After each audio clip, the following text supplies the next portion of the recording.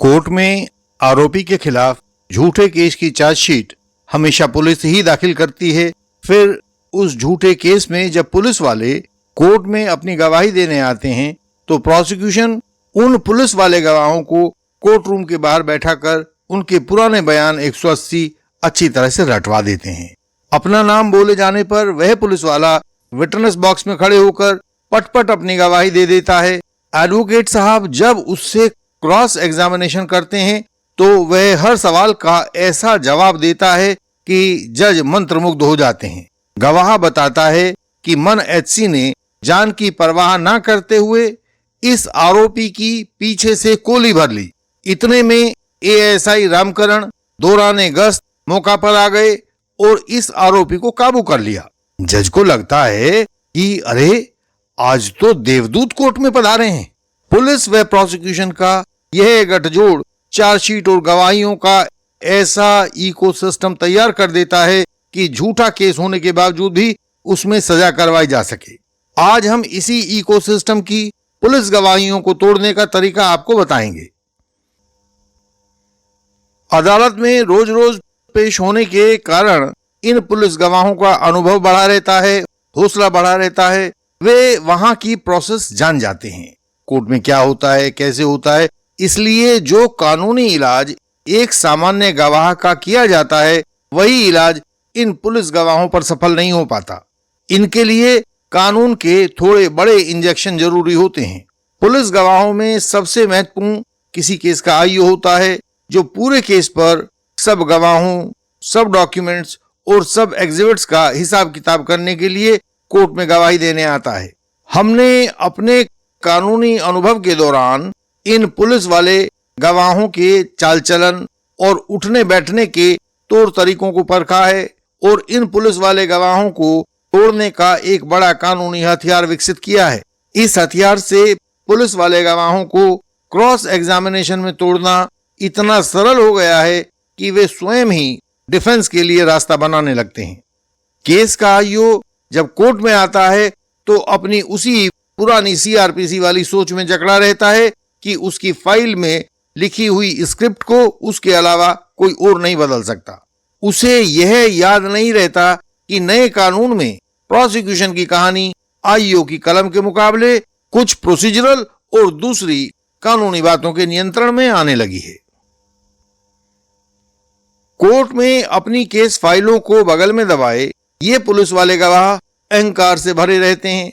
ऐसे में young advocates एक कानूनी ट्रिक से इनकी फाइल का मलबा इन्हीं के ऊपर डाल सकते हैं।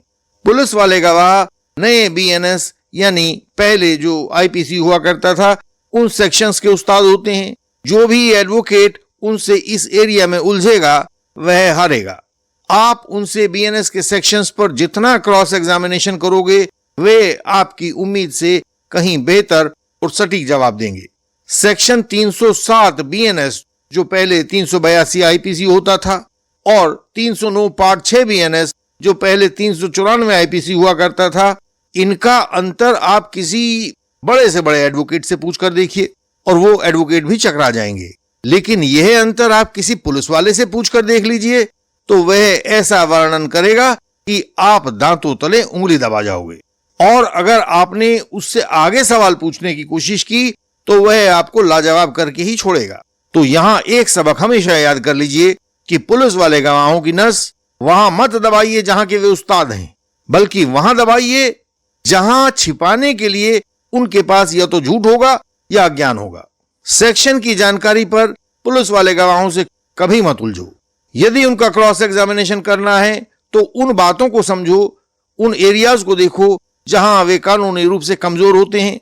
और ऐसे कुछ कमजोर एरियाज पुलिस वालों के होते हैं बीएनएसएस के अलावा, जो उसके मुख्य सेक्शंस होते हैं उनके अलावा दूसरे भीतरी सेक्शंस। बीएसए में तो वे आमतौर से लगभग कमजोर होते हैं एविडेंस में। आजकल जितना भी इलेक्ट्रॉनिक एविडेंस आ रहा है उसमें तो वे बिल्कुल पैदल होते हैं।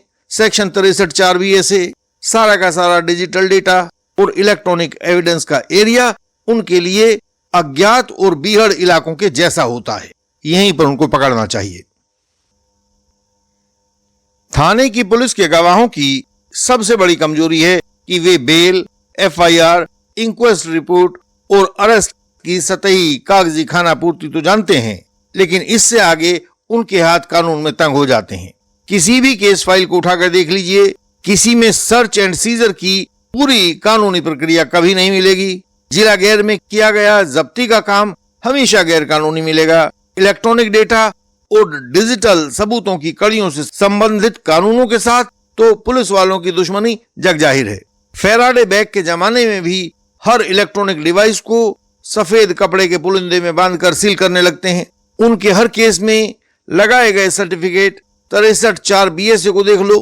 पुराने 65B एविडेंस एक्ट वाले सर्टिफिकेट में क्या करते हैं, 65 की जगह काटकर 63 लिख देते हैं और वही आपके कोर्ट में लगा देते हैं। इससे बड़ी कानूनी लापरवाही और गैर कानूनीपना क्या होगा। ऐसा लगता है कि पुलिस विभाग द्वारा दी गई मोटरसाइकिल तो केवल कोर्ट कचहरी तक पहुंचाने के लिए है, लेकिन केस फाइल के भीतर तो सब पुलिस वाले पैदल चलते हुए ही नजर आते हैं।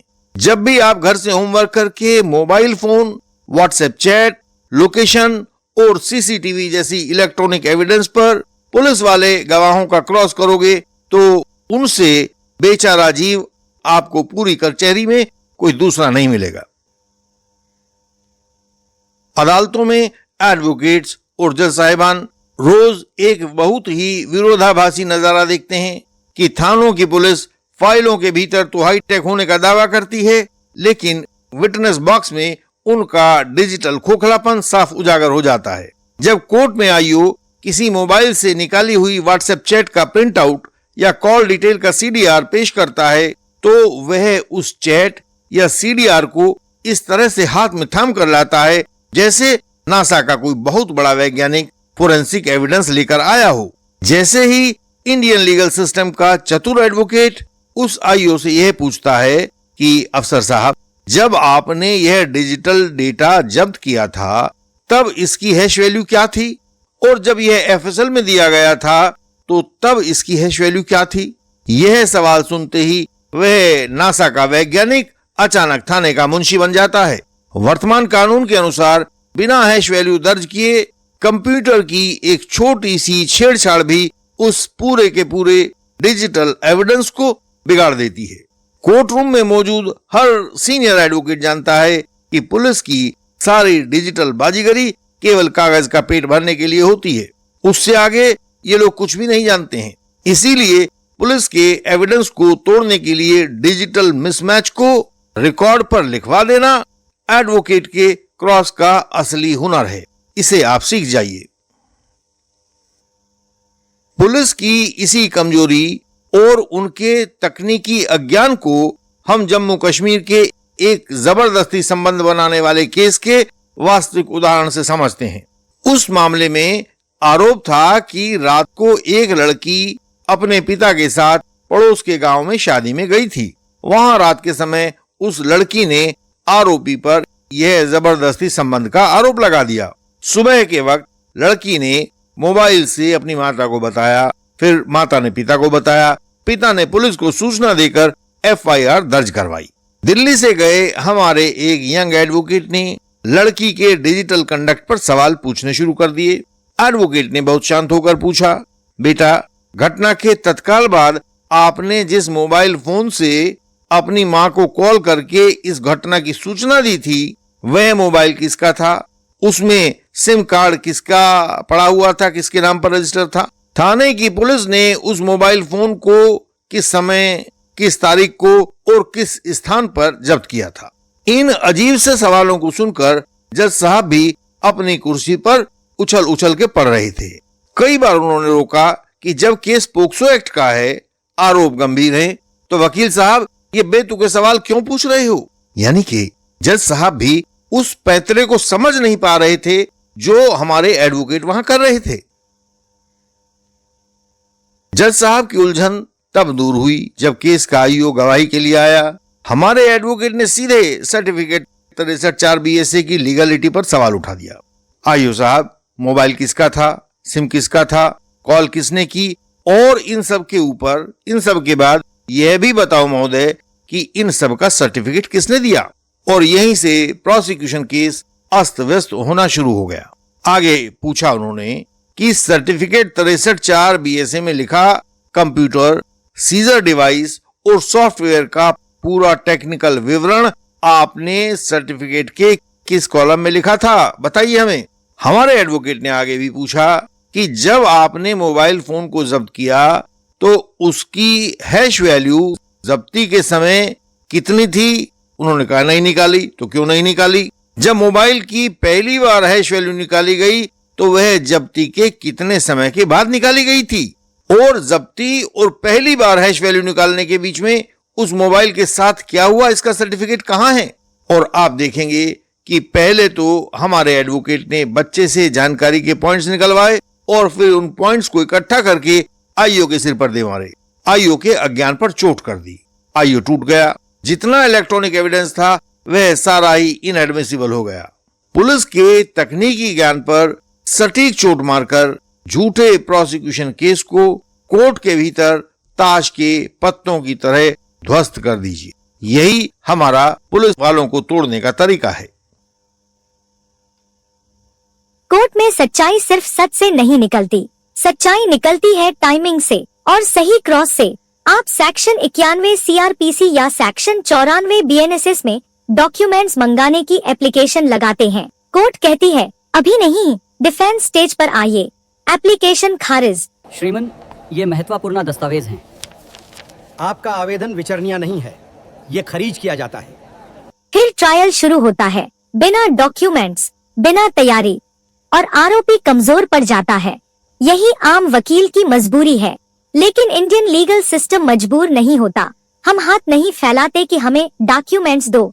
हम प्रोसिक्यूशन की चुप्पी को हथियार बना देते हैं, ओनर्स पलट देते हैं। आपने आईटीआर नहीं दिया क्योंकि सच छुपाना था। आपने लोकेशन नहीं दिखाई क्योंकि आरोपी वहाँ था ही नहीं। आपने फिंगरप्रिंट नहीं लाए क्योंकि केस टूट जाता।